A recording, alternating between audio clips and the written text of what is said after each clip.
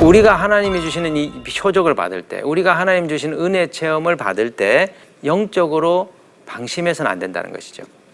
종종 우리에게 하나님 주시는 은혜가 있습니다. 하나님이 우리를 부르셨다라고 하는 초자연적인 표시들이 있습니다. 그런데 이럴 때 교만하거나 방심하게 되면 우리 자신이 걸려 넘어지게 된다는 것이죠. 사사기 14장 8절로부터 9절에 보시면 얼마 후에 삼손이 그 여자를 맞이하려고 다시 가다가 돌이켜 그 사자의 죽음을 본즉 사자의 몸에 벌떼와 꿀이 있는지라 손으로 그 꿀을 떠서 걸어가며 먹고 그의 부모에게 이르러 그들에게 그것을 드려서 먹게 하였으나 그 꿀을 사자의 몸에서 떠왔다고는 알리지 아니하였더라. 지금 보십시오. 삼손은 딥나로 내려가 결혼식을 이제 시작하려 합니다.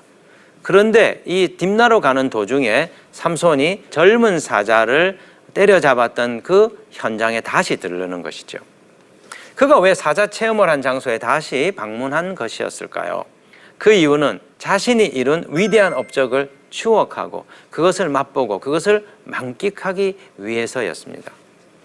그런데 이 일이 왜 문제가 되었습니까? 하나님께서 삼손에게 성령을 부어주셔서 이 일을 감당하게 하신 것이죠. 이 일을 이루게 하신 것이죠. 그런데 은혜 주신 하나님, 이 놀라운 체험을 하게 하신 하나님께 주목하기보다 자신이 경험한 그 체험, 자신이 누렸던 그 은혜 자체에 집중해 버렸다는 것입니다. 여러분, 체험이 무엇입니까? 체험은 하나님이 우리와 함께 하신다는 증거입니다. 그래서 우리가 이 체험을 경험할 때 하나님이 나와 함께 하시는구나. 하나님이 함께 하셔서 이 놀라운 일을 행하셨구나. 하나님께 주목하고 하나님을 영화롭게 하고 하나님께 의지하고 하나님께 의존하여서 주님이 우리에게 맡기시는 일들을 수행해 나가는 일에 초점을 두어야 된다는 것입니다. 그런데 대부분의 사람들이 실수하는 지점이 이 지점입니다. 많은 사람들이 종종 하나님이 아니라 체험 그 자체에 몰두해 버린다는 것이죠. 두 번째로 삼손의 방심을 살펴보면 꿀의 유혹에 빠져 사자의 시체에 손을 댄 일이었습니다. 사자의 시체에 손을 댄 일은 심각한 문제였죠. 왜냐하면 삼손은 하나님과 나실인의 언약을 맺었기 때문입니다. 나실인 언약의 세 가지 조건이 무엇입니까? 머리에 삭도를 대지 않는 것입니다. 입에 포도주를 대지 않는 것입니다. 세 번째 중요한 것이 죽은 시체, 사람의 시체든 동물의 시체든 시체에 손을 대지 않는 것이었습니다. 일평생 나실인으로 사는 동안 자신의 몸과 마음을 정결하게 하고 거룩하게 하는 것이 나실인 언약이 요구하는 점이었습니다. 그런데 오늘 본문에 보면 삼손은 나실인 언약을 어기면서 사자의 시체에 손을 대고 있는 것이죠. 그 이유가 무엇일까요?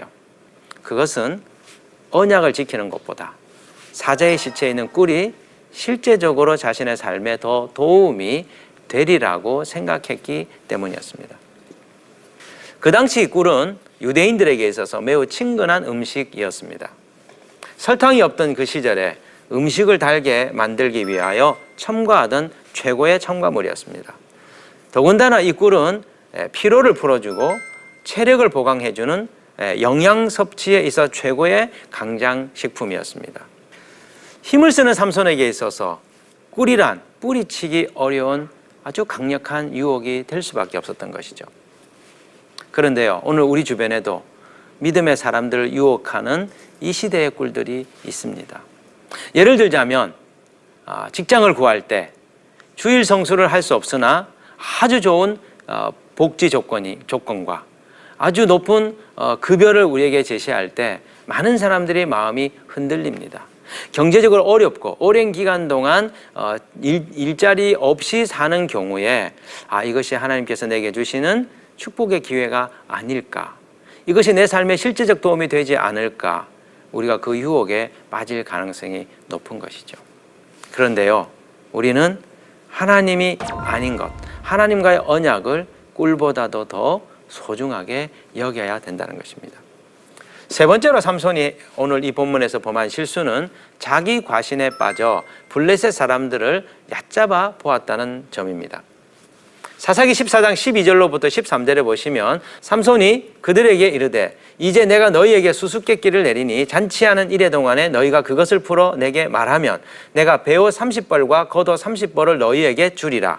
그러나 그것을 능히 내게 말하지 못하면 너희가 내게 배옷 30벌과 겉옷 30벌을 줄지니라 하니 그들이 이르되 네가 수수께끼를 내면 우리가 그것을 드리리라 하매.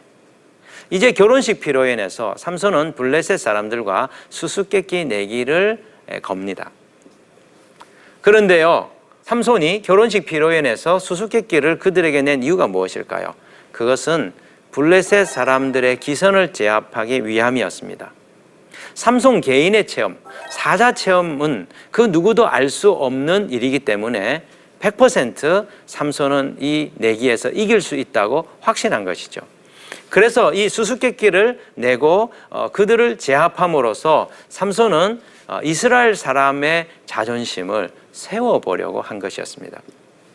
역으로 얘기하자면 블레셋 사람들의 지혜, 블레셋 사람들의 능력을 과소평가한 일이었습니다. 자, 사사기 14장 15절에 보시면 이 블레셋 사람들이 얼마나 영악하고 얼마나 탁월한 지혜를 가지고 있었는지를 우리가 보여줘요. 일곱째 날에 이르러 그들이 삼손의 아내에게 이르되 너는 내 남편을 꾀어 그 수수께끼를 우리에게 알려달라 하라. 그렇지 아니하면 너와 내 아버지의 집을 불사르리라. 너희가 우리의 소유를 빼앗고자 하여 우리를 청한 것이 아니냐. 그렇지 아니하냐 하니. 이 블레셋 사람들은 3일 동안 답을 찾고자 하나 답을 전혀 발견해내지 못합니다. 그래서 이들은 반칙을 쓰죠. 삼손과 내기를 해야 되는데 지금 이 사람들은 삼손의 아내를 쳐서 답을 훔쳐내려고 합니다. 또 이 시도를 하는 과정 속에 살해하겠다라고 하는 어마어마한 협박을 지금 가하고 있는 것이죠.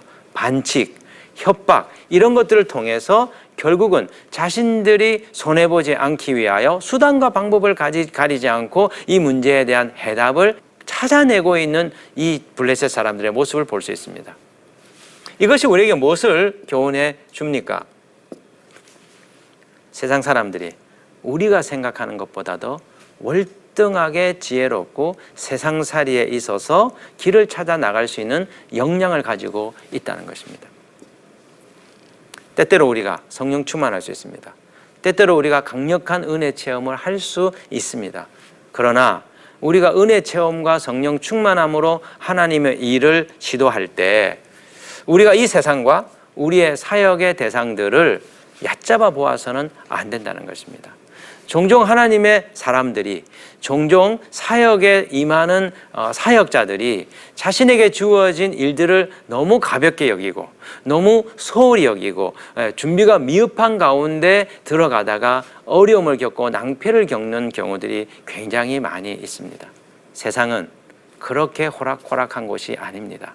우리의 사역의 대상들은 그렇게 가벼운 존재들이 아닙니다. 우리는 매 순간 겸손과 그리고 아주 치밀한 준비, 그리고 하나님의 세미한 인도하심을 받아서 하나님의 이 사명들을 이루어 나가야 된다는 것이죠. 그렇다면 왜 삼손은 이 블레셋 사람들과의 이 내기에 있어서 이토록 쉽게 생각한 것이었을까요? 그 이유는 강력한 사자 체험으로 인해 지나친 자신감과 자기 과신에 빠졌기 때문입니다. 또 자신의 약점을 돌아보지 못하고 관가한 탓이었습니다.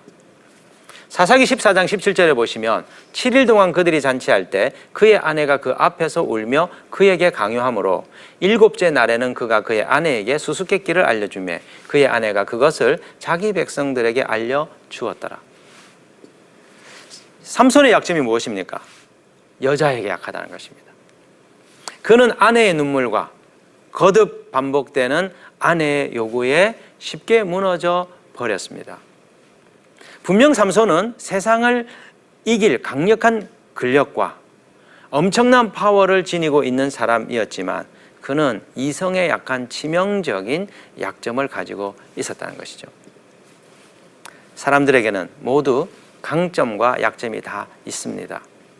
그런데 우리가 우리의 강점만 생각하고 우리 자신의 약점을 소홀히 한다면 빈틈이 생기게 되고 사단은 그 빈틈을 통하여 우리를 공략하게 되는 것이죠. 사단의 이 공략 앞에 우리 자신들이 무너져 내릴 수밖에 없습니다. 그런 점에서 하나님의 일을 행할 때 우리 자신의 강점만 생각하지 말고 우리의 약점 역시 잘 파악하고 이것을 보완하는 일이 중요합니다. 그래야 우리에게 주어진 이 일을 빈틈없이 행할 수 있기 때문이죠. 삼손은 자기 과신에 빠져 자신의 약함을 보완하지 못함으로 블레셋과의 수수께끼 전쟁에서 판정패를 하고 맙니다. 블레셋의 길을 주기로 했지만 도리어 그들에게 망신을 당하게 된 것이죠. 사사기 14장 18절로부터 19절에 보시면 일곱째 날 해지기 전에 성읍 사람들이 삼손에게 이르되 무엇이 꿀보다 달겠으며 무엇이 사자보다 강하겠느냐 한지라. 삼손이 그들에게 이르되 너희가 내 암송아지로 밭갈지 아니하였더라면 내 수수께끼를 능히 풀지 못하였으리라 하니라. 여호와의 영이 삼손에게 갑자기 임하시매 삼손이 아스글론에 내려가서 그곳 사람 30명을 쳐 죽이고 노략하여 수수께끼 푼 자들에게 옷을 주고 심히 노하여 그의 아버지의 집으로 올라갔고. 여기 보십시오. 여호와의 영이 삼손에게 임하였습니다. 자기 과신에 빠져서 믿지 않는 사람들 앞에서 하나님의 이름을 더럽힌 그 삼손이었지만 하나님은 삼손에게 성령을 부으셔서 베옷 30벌 그리고 내기에 건 30벌의 옷을 갚을 수 있게 행하여 주신 것이죠.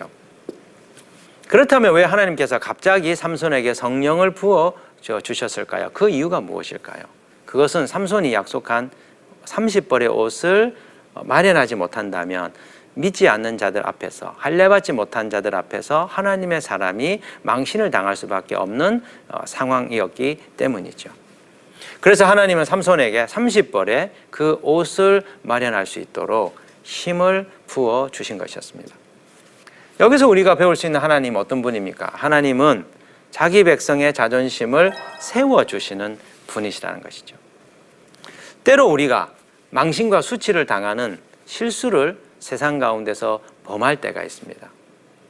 그럼에도 불구하고 하나님은 우리의 허물을 가려주셔서 부끄러움을 당하지 않도록 우리를 지켜주시고 보호해 주시죠. 베드로전서 2장 9절에 이렇게 말씀하죠. 그러나 너희는 택하신 족속이요 왕같은 제사장들이요 거룩한 나라요 그의 소유가 된 백성이니 이는 너희를 어두운 데서 불러내어 그의 기이한 빛에 들어가게 하시니에 아름다운 덕을 선포하게 하려 하심이라. 우리는 하나님의 아름다운 덕을 빛 대신 그분을 온 세상 가운데 비추고 그분을 나타내어 보여야 할 왕같은 제사장 거룩한 나라로 부름받은 자들입니다. 비록 우리가 실수하고 때로는 약점이 있고 때로는 세상에서 부끄러움을 당할 일들을 때때로 우리가 행하지만 그러나 하나님께서 당신의 백성들을 통하여 빛을 비추기 위해 우리의 수치와 우리의 부끄러움을 가려주시는 일들을 행하신다는 것이죠. 오늘 이 말씀을 통해서 우리가 생각해 보아야 될 적용점은 무엇일까요? 세 가지 생각할 수 있습니다. 첫 번째는 사람들의 말과 행동을 섣불리 판단하지 않도록 늘 조심하는 것이 필요합니다. 두 번째, 자기 과신과 영적 방심에 빠져 세상의 달콤한 유혹에 넘어가지 않도록 늘 우리의 삶을 돌아보고 경계하는 것이 필요합니다. 세 번째는 우리의 실수와 허물에도 불구하고 자존심을 세워주시는, 우리의 허물을 덮어주시는 하나님의 은혜를 생각하며 비록 부족한 일이 있고 실수한 일이 있다 할지라도 그 정죄감에서 일어서서 주님의 그 부르신 일을 꿋꿋하게 실행해 나가는 저와 여러분 되기를 원합니다. 다음 시간에는 사사 삼손 이야기, 삼손의 전쟁에 대해서 공부해 보겠습니다. 지금까지 함께해 주신 여러분 감사드립니다.